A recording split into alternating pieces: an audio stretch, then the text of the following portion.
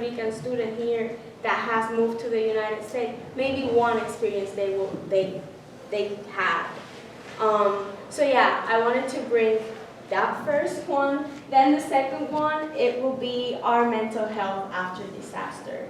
I feel like when we are displaced, our mental health gets very affected. My colleague here talked about the cultural shock, and Puerto Rico is very different from the US, and when you come here you feel like you're in another country, like you don't feel like you're from here. And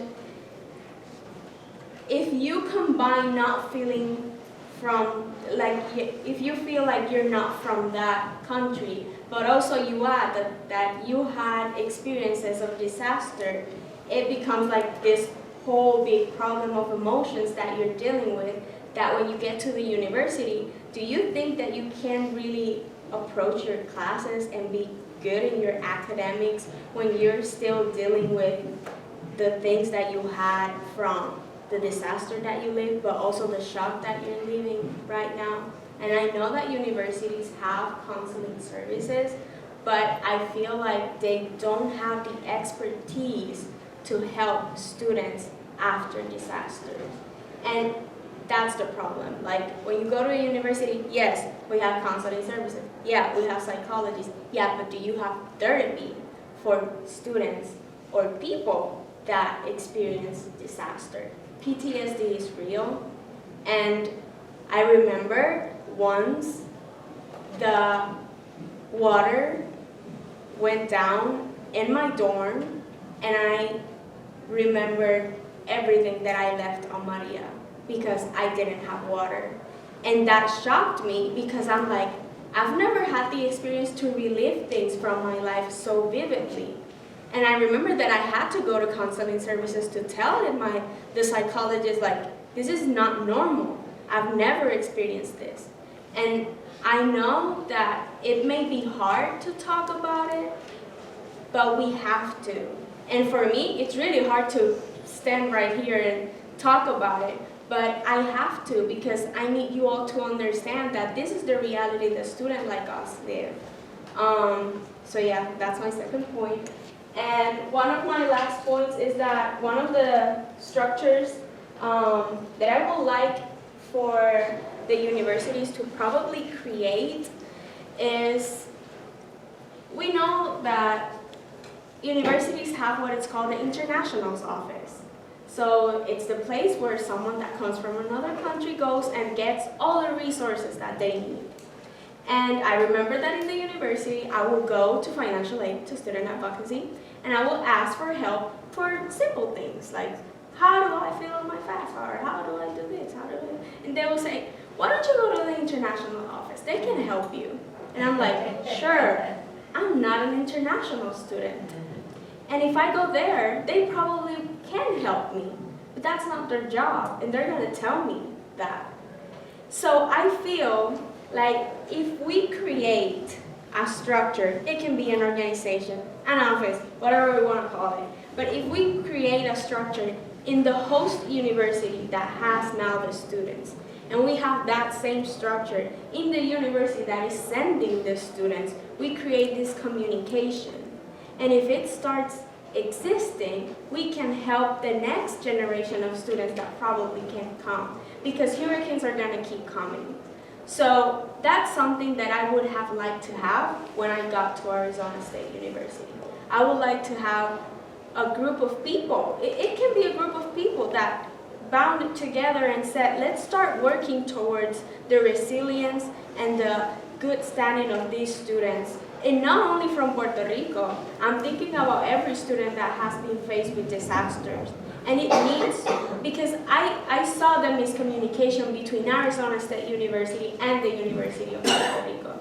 And I had, for example, to fix one problem, I had to go to 20 offices. And I'm like, if this structure had existed, I would just have go to that system and told them, hey guys, how can you help me? And they will be there to support me. And if I needed something from the UPR, they will communicate because they will have that line of collaboration. So I just want you all to keep those 3 points in mind. Thank you so much for listening to me, and I can't wait to hear your questions.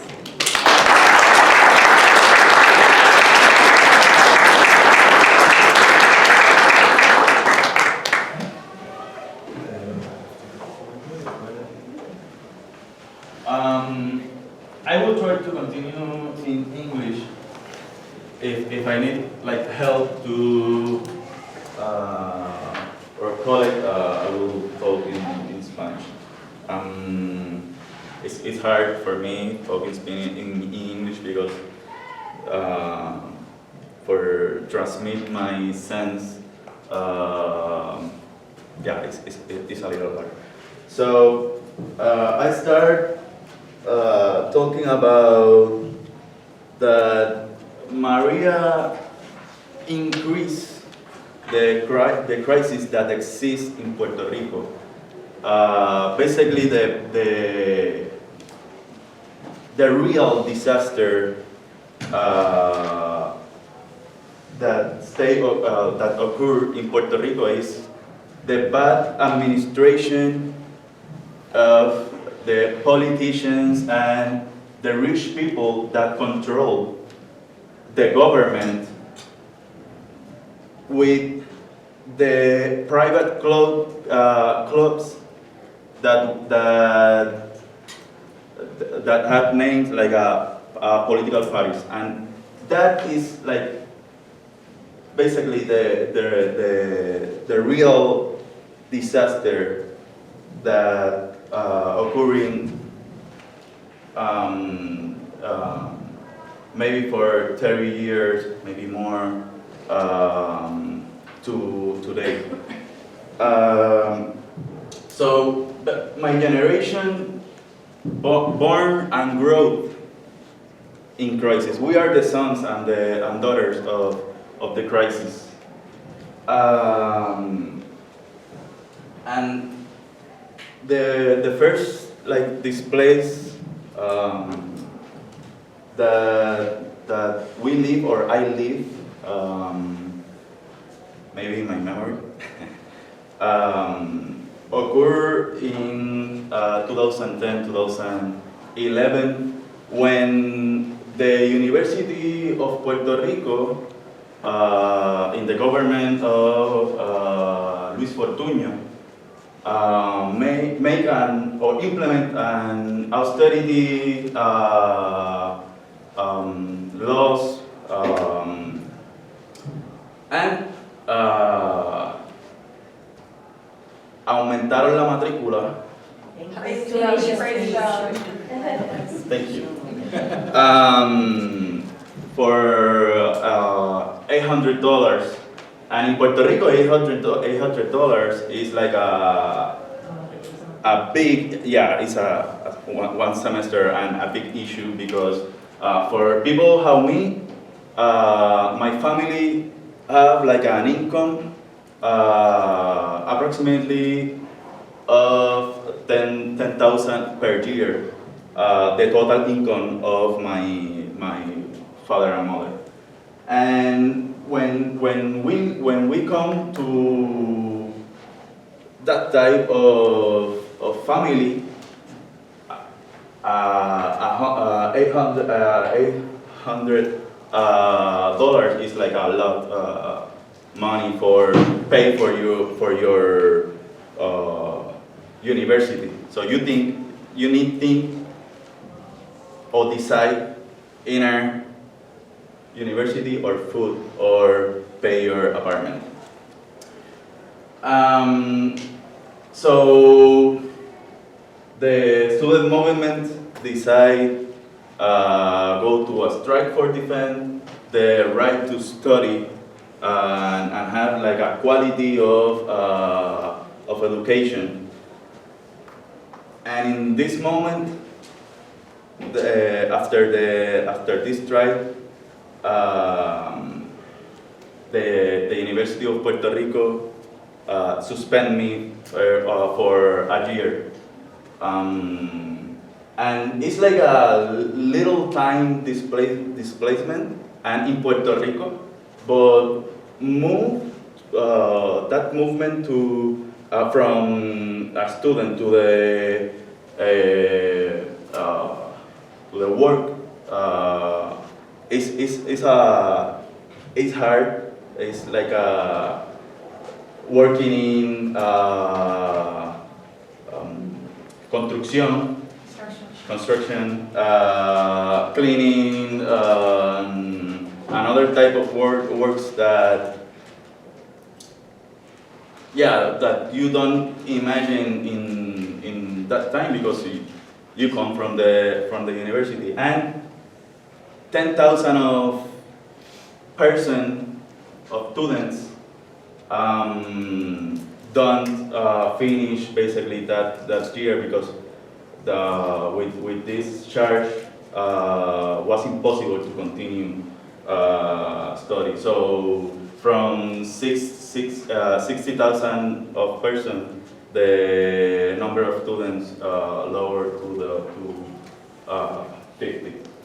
And basically that types of austerity laws continue passing in Puerto Rico, and in 2016, the Congress of the United States, the people of the country of freedom and democracy, imposed to Puerto Rico fiscal board control, and basically it's the people that are están asegurando,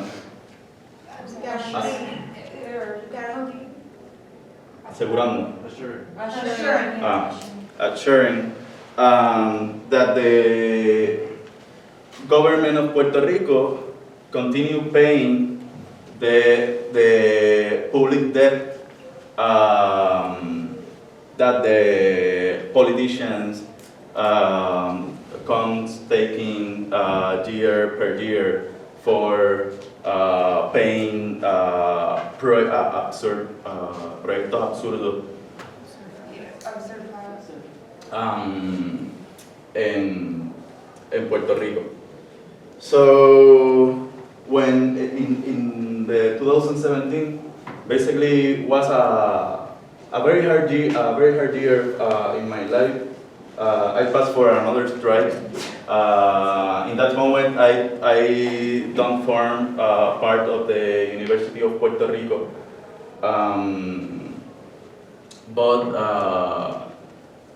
in that moment I was living in Rio Piedra, and estaba estudiando mi maestría en desarrollo comunitario. And in that moment, we defend the not just the university. Basically, we are fighting for make like auditory of the debt. One illegal debt, one colonial debt, and one debt that we are paying, but we don't know how we obtain that debt. So it's like estábamos exigiendo acceso a información que se supone que tuviésemos por ser fondos públicos y que venían de nuestros trabajadores y trabajadoras. So we were asking for access to information that should have been public information. Okay. So when Impact Maria, we live in that, basically in that conditions. So Maria Impact, the people of Puerto Rico go to the street for response, cleaning the streets. We lose the communications, but at the same time, we want the basic communication, the physical communication with con mis vecinos, yeah, with our neighbors, and that connections that we lose for that types of communications. So was a hard time. It's true, without of water, without of electricity, and in communicate with what happened in San Juan, the place where are centralized all decisions in that moment of our life. And after 1 month or 2 months, maybe 2 minutes, okay. Marla and Cecilio in spot.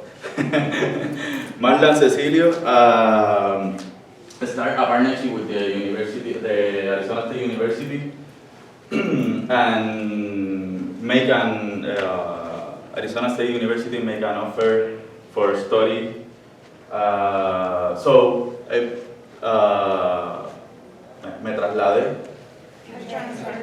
to Arizona State University, but in that moment when I passed to Arizona State University, I start to live in 2 places at the same time. My problems, immediately problems in Arizona State University with my struggle with English, the trying to accomplish to or comply to in my class, and basically without of time for live a social life, and that is like a real problem in graduate studies. And for another part, living the labor reform in Puerto Rico, the cuts for our retirement people, the brutality police in May 1.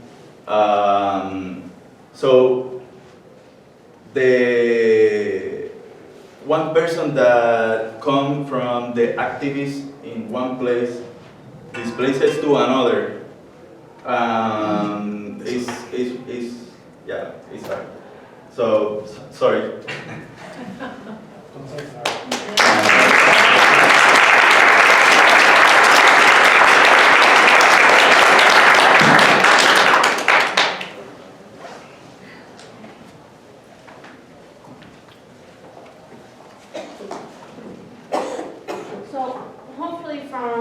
What you're gathering, I wanted Victor to give his opportunity to, share his experience and his story, because at the forefront of it, what we do as administrators, faculty, the people in charge of running the day-to-day operations at the institution, we might think what is best, but if we're not informed by the actual people who are experiencing this transition in their lives, we don't know what's effective policy, right? We don't know what is effective decision making. So as we listen to their stories, that hopefully that you're able to understand that we cannot disconnect, the personal experience of transferring, to still keep in mind that students still to today, whether it was in September 2017 or students that are just experiencing natural disasters, they're still going through this process, okay? My background is kind of convoluted. I am a graduate of the University of Puerto Rico in Mayagüez. I grew up on that island, for 16 years. And just because of my name Cecilio, I found myself 10 years, prior to San Antonio, where I got my education. So prior to even in the, environment of disaster, I was still facing a lot of the challenges that they were facing. dealing with the concept of the admissions office not knowing to treat me as domestic or international. Okay, having to do their work for them, like, no, can you please check your policy? I don't need a citizen. Well, you know, really thinking about, is this the right place for me if they can't even get that straight? Okay, is that my sense of community? Is that the place where I'm going to grow and contribute to? You know, so even before that, those are some of the challenges that I experienced with them. But when I want to ask them, at the end of it, did you ever saw yourself leaving home to finish school? ¿Alguna vez te pensaste que Sorry. Sí.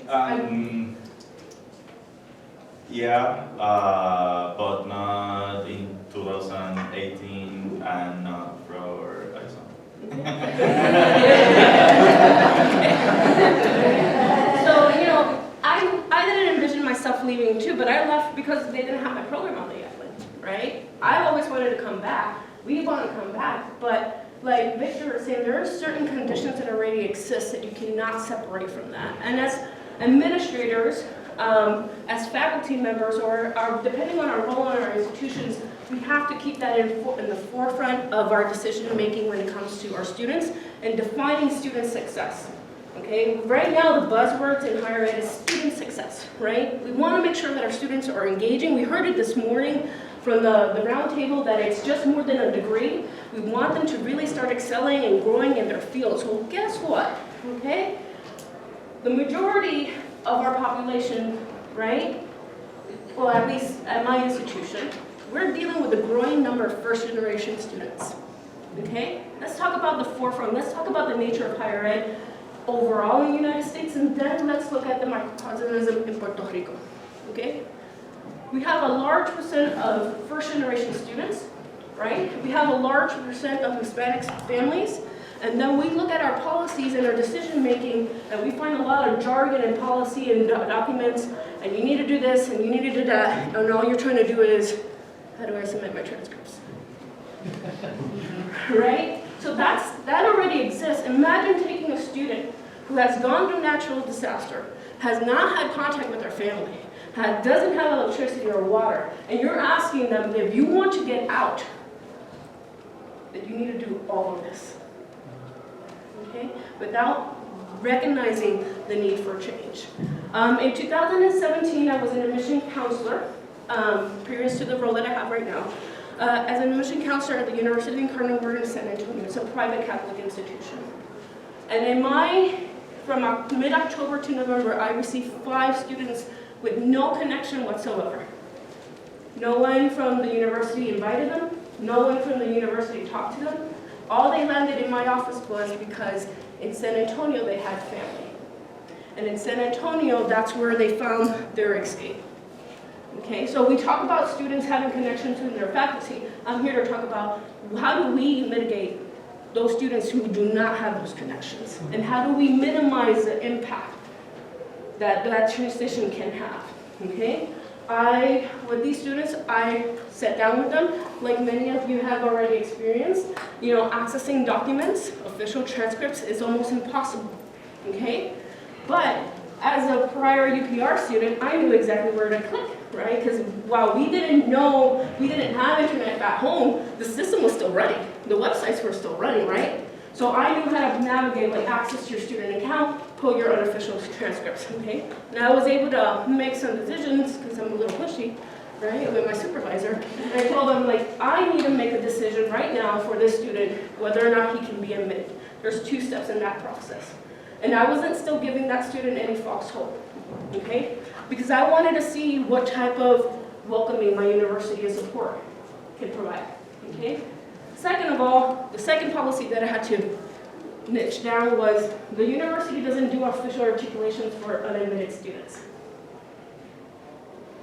So how do you welcome a student? How do you let them know that you can actually give them a home to finish their degree if they don't know what's going to transfer, okay? So I sat down in front of the business advisor. It was a business student, and I got in front of him like, here's the transcript. I'm here to help you, and oh, by the way, this is the catalog. The reason why I brought the catalog, because when I transfer my credits to my institution, And I have my English professor right here, by the way, who tortured me for 2 good semesters. I loved it.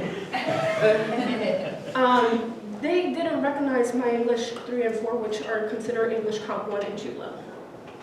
How do you, as a student, me as a student, who is fluent, by the way, who knows how to navigate the university system, try to get in front of that registrar and explain to them with a catalog, with a syllabus, with their transcript, what you should be giving me credit for? Do you know how to, I'm sorry I pick it because, ¿sabe cómo apelar para acreditación en tu universidad? Si tú quieres que, si un curso que no te diera un crédito, ¿tú sabes cómo hacer ese proceso? En Arizona no, pero, o sea, lo busco, pero Exacto. Okay, no sé. Adriana, do you know how to Okay, appeal for credit? when I arrived to Arizona State, I didn't know how to do it, but then they gave me the website and I uploaded it. But they asked for my syllabus to be in English, so I had to hire a company to translate. And it's not just anyone who can translate. Exactly. I'm letting the students tell their story because we, as officials, we need to know what our policies are actually impacting. Okay? So, and then you told me yesterday that they came back and we didn't recognize the Oh, credit? I'm yeah. sorry. Yeah, so I was supposed to graduate in May 2019, but they didn't recognize 2 classes, so I'm graduating. And when did you become an ASU student? 2 years later. Okay? So I'm here from the enrollment management side, right? The person in charge where the umbrella for my, if you want to know a little bit of hierarchy when it comes to higher ed. Enrollment management is in charge of admissions, financial aid, registrar, and everything in between, okay? And when it comes to enrolling students, right, it's not just bringing them in, it's actually retaining them. That's when they actually start having connections with housing, new student orientation, first year engagement, right? The international office, so we're kind of like the hub. I'm sorry? Healthcare. Yes, so part of student services. Okay, we're kind of like the hub that keeps the glue together because like we tell them like all those goals that you have in your planning and budgeting, it doesn't happen without enrollment, right? So, but as I'm working, remember I'm an admission counselor, I'm running around campus trying to navigate because I know that the students, if they don't even know how to navigate their own campus, imagine not having to navigate a new territory, okay? And navigating the policies, right? Because at the end of the day, we don't want our policies to deter students from actually pursuing their degrees, right? We don't want to, keep adding insult to injury, right? So we can't ask for a transcript. By the way, I asked for a transcript myself for a class that I wanted to take, and it took 2 months for me to get my official transcript. So it's, it's current students and, alumni that are experimenting that. How many lives are placed on hold because they couldn't graduate on time? The decision to impact, I'm not sure, but, the decision to extend graduation, we know that it has an impact on financial aid, on student debt, and student success and outcomes. So if the buzzword is really in higher ed, how do we help our students actually succeed? As we're talking in this framework of students displaced by disaster, are we just treating them as a transactional transfer student? Or are we treating them as part of our plan of student success? Giving them the tools to succeed, allowing them to be part of that community and not letting language barriers, cultural barriers, or socioeconomic barriers stop them from being part of that community. We understand the power of relationship with our faculty, right? Imagine what language barriers can hold back a student from obtaining those opportunities, those research opportunities, those externship opportunities. So as we think about it, right, as we think about the framework that Jeanette presented, we need to really think about the ethics about it. And are we creating equity in higher education? Okay? We're taking a vulnerable population and creating more vulnerability. Okay? The second aspect of it is, for example, the delay in graduation. Perfect. The ramifications of that, we don't know, we can't see that if we don't track it. All right, so part of the framework that I would also like to add is when it comes to students with natural disasters or special populations, do we have metrics to see how they're succeeding? Are they succeeding on time? And how are we following up with them? We want to see where they're going, right? Because that way we can go back and see the data and see what works and what doesn't work. And we can inform our faculty, our administrators, our student organizations how to be better community partners in helping them succeed. Okay, what I've seen, at least, that student that came up to me, I actually told them, I will admit you, but I strongly recommend that you do not attend here. Why? Because this institution is not prepared to receive you and provide the financial aid support. What is, by the way, this is a senior. His last year at the University of Puerto Rico at Rio Piedras, he also left behind his athletic scholarship. I sat down with him for 3 sessions and I told him, are you sure you want to transfer? And he said, yes. Life back home, I can't take it. Okay? But at the same time, I told him, this is the best you can do right here in San Antonio. Okay? I ended up sending a senior to community college. And trust me, I'm still not okay with that. But that was the best way to get the credits that he needed recognized, the hours that he needed for financial consideration, and for scholarship opportunities. So that way, instead of paying $20,000, the best I could do for him was take it down to about $10,000 a year. Okay. So as we think about it, as we think about the framework, we actually need to pull back as a system, right, as a university, to evaluate our policies and actually recognize the impact that it has on our student success, and the metrics we have for our own programs.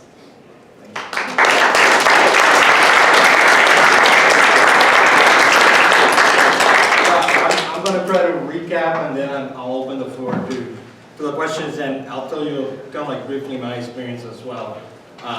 So all the things that were discussed, there's some things that I experienced in my institution, and I'm at the University of Central Florida in Orlando. If you don't know, Florida has the largest number of Puerto Ricans in the continental United States. Orlando is no stranger to Puerto Ricans. If you go to Orlando, you feel it, you sense it, all those type of things, right? But even with that, we went through all these problems, right? In terms of, how do we recognize courses, right? Who's out there that can actually translate the transcripts, right?